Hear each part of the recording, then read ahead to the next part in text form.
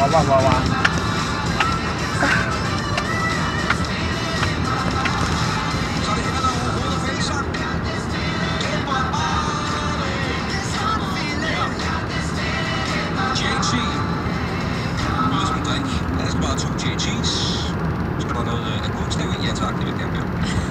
har Jero med på telefonen fra Fredericia. Hej Jesper. Hej. Hvad er situationen hos dig lige nu? Altså temperaturmæssigt, er det så, du er ved at omkomme, eller tænker du, det er bare dejligt?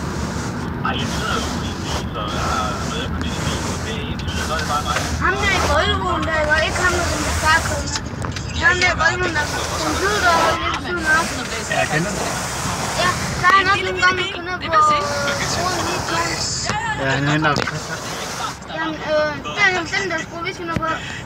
Det ved jeg. Godt nok lidt om den, ja. Han skal hindre pigen ud stadig. 5 spørgsmål, 30 sekunder. Hende der, der skal ud, hende der. Åh!